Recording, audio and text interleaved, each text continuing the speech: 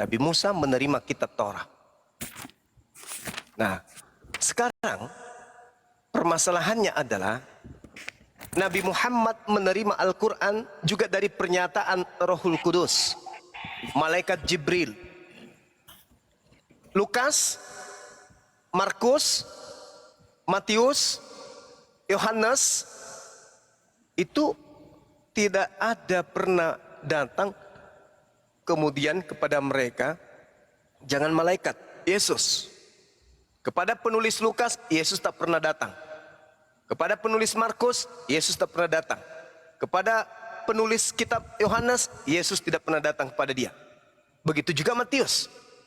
Penulis-penulis 4 kitab kanonik ini itu bukan murid Yesus, dan saya bisa buktikan melalui Bible itu sendiri. Apalagi Paulus. Paulus menuliskan 13 buku. Dan ada satu buku di dalam iman Kristen, yaitu Ibrani, yang sampai hari ini, bahkan sampai kiamat, tidak diketahui siapa penulisnya. Itu masalah besar itu. Masalah besar, yaitu kitab Ibrani. Kitab Ibrani ini tidak ditahu siapa penulisnya sampai hari ini.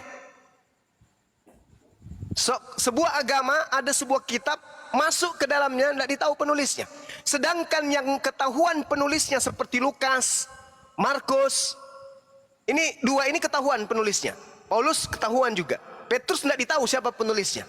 Secara tradisi dikatakan Petrus, tapi saya yakin itu bukan Petrus.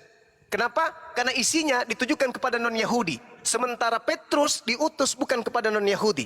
Bahkan Paulus sendiri mengakui, Galatia 2 nomor 8. Petrus diutus untuk orang-orang bersunat. Berarti 1 Petrus, 2 Petrus bukan tulisan Petrus.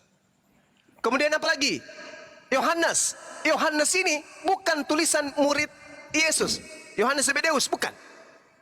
Kitab Matius juga bukan tulisan Matius, Lewi, murid Yesus, bukan. Untuk membuktikan bahwa Matius bukan tulisan murid Yesus, baca Matius 9 nomor 9.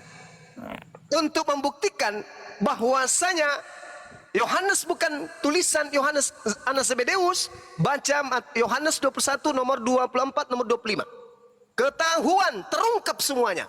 Sedangkan pola yang terakhir yang kita gunakan secara akal adalah hasil penyelidikan yang dilakukan oleh penulis Yohanes berdasarkan Yohanes 21 nomor 24 25. Dia katakan begini, Yesus konon berkata, Yohanes 17 nomor 8, segala firman yang Tuhan berikan kepadaku telah aku sampaikan kepada mereka. Telah aku sampaikan, telah aku berikan. Dalam bahasa Yunani, didomi, telah kuserahkan kepada mereka, dan mereka telah menerimanya. Mereka telah menerimanya. Sekarang permasalahannya adalah, kalau firman yang Yesus terima selama 3 tahun masa penginjilan, hanya ada 1 murid yang tertulis menerima segala firman itu. Siapa? Filipus. Markus 14 nomor 1. Ketika Yohanes tertangkap, Yesus bersama Filipus pergi ke tanah ke Galilea, mengajarkan Injil Allah.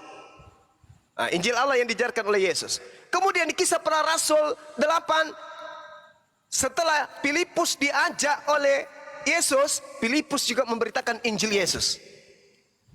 Segala firman yang engkau berikan kepadaku telah aku sampaikan kepada mereka. Berarti Yesus sudah menamatkan murid-muridnya sebelum dia terangkat. Yesus sudah menyampaikan segala firman-Nya sebelum Yesus terangkat. Dengan demikian, Paulus memulai menulis tahun 52 ke atas sampai tahun 60 sekian. Ada jarak 20 tahun dari tamatnya murid-murid Yesus menerima firman sampai kepada Paulus menulis surat-suratnya. Artinya, kalau firman yang diserahkan Yesus kepada muridnya dan muridnya ini termasuk Paulus, dan Paulus menulisnya nanti di tahun 52 ke atas, berarti isi 13 buku ini adalah hafalan Paulus. Karena Yesus sudah memberikan segala firman. Tapi Paulus tidak menulis pada saat itu juga. Paulus juga tidak hadir pada saat itu. Tetapi dia tuliskan nanti 20 tahun ke depannya setelah Yesus terangkat. Berarti kalau firman atau sabda Yesus yang tertulis dalam kitabnya Paulus, berarti Paulus ini adalah seorang penghafal. Karena 20 tahun selepas Yesus menyampaikan segala firman, baru dia tulis. Berarti dia menghafal. Benarkah Paulus itu penghafal? Tak ada sejarahnya Paulus itu menghafal. Padahal di dalam Galatia 1 nomor 11 Paulus mengaku dengan mulutnya, aku menerima Injil bukan dari manusia, bukan manusia yang mengajarkan kepadaku, tetapi aku menerima Injil dari pernyataan Yesus. Wadaw. Berarti dia penghafal. Oh bukan Bang Suma Kak salah. Jadi gimana yang benar? Yesus yang datang langsung kepada Paulus. Hah? Kapan itu? Pada saat dia menuju ke Damsyik. Bahaya ini. Ini bahaya. Kenapa bahaya? Karena sebelum Yesus terangkat ke langit, Yesus mengatakan di dalam Lukas 21:8, waspadalah, sebab akan datang penyesat kepada kalian dengan memakai namaku dan berkata, akulah dia. Saya ulang, Lukas 21:8, waspadalah kepada penyesat yang datang kepadamu dengan memakai namaku dan berkata, akulah dia. Jadi Yesus mengatakan kepada muridnya, akan datang penyesat dengan menggunakan namanya. Berarti Yesus palsu. Matius 24 nomor 15 sampai nomor 27. Waspadalah kepada nabi-nabi palsu yang nyamar seperti domba, padahal mereka adalah serigala yang buas. Dari buahnya, tuh jelas itu, dari buahnya kata Yesus. Jadi apabila ada orang berkata, ada Mesias, ada Yesus di sini, ada Yesus di sana, jangan kau percaya. Matius 24, sorry bukan Matius 7. Matius 24. Murid bertanya, kapan itu terjadi wahai guru? Data 23, Yesus mengatakan, menjawab begini. Jika apabila ada orang berkata, ada Yesus di sana, ada Yesus di sini, jangan kau percaya. Sebab Mesias palsu, maksudnya Yesus palsu dan nabi-nabi palsu akan datang, akan muncul dan akan melakukan mujizat agar sekiranya mungkin menyesatkan banyak orang. Camkanlah, aku telah mengatakannya kepadamu terlebih dahulu.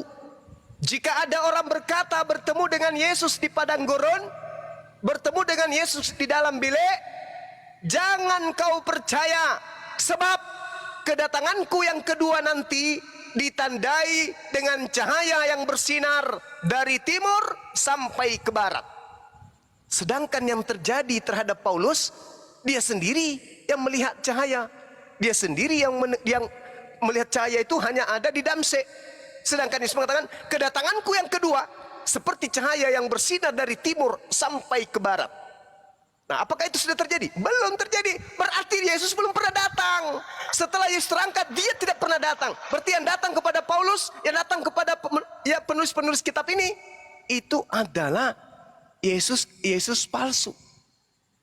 Coba kita lihat hasil penyelidikan Lukas dalam Kisah Para Rasul 1 nomor 11. Malaikat berkata, wahai kalian yang ada di Galilea, di tanah Yudea ini, apa yang kamu lihat Yesus terangkat ke langit itu?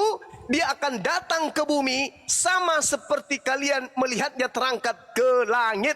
Berarti Yesus terangkat dengan jasadnya, turun ke bumi dengan jasadnya pula. Sementara yang datang kepada Paulus, yang datang ke Pulau Patmos, itu hanya suara, akulah Yesus yang kau aniaya. Waduh, bahaya ini. Bahaya. Yesus mengatakan, waspadalah kepada penyesat yang datang kepadamu dengan memakai namaku dan berkata, akulah dia. Di mana itu tergenapi? Kisah Para Rasul 22 nomor 6. Akulah Yesus. Siapakah engkau Tuhan? Kata Paulus. Akulah Yesus yang kau aniaya. Ini Yesus asli atau Yesus yang beneran atau Yesus palsu ini? Karena Yesus mengatakan dalam Yohanes 16 nomor 7, adalah benar jikalau aku pergi. Sebab kalau aku tidak pergi, maka penghibur itu tidak akan datang kepadamu. Artinya Yesus mengatakan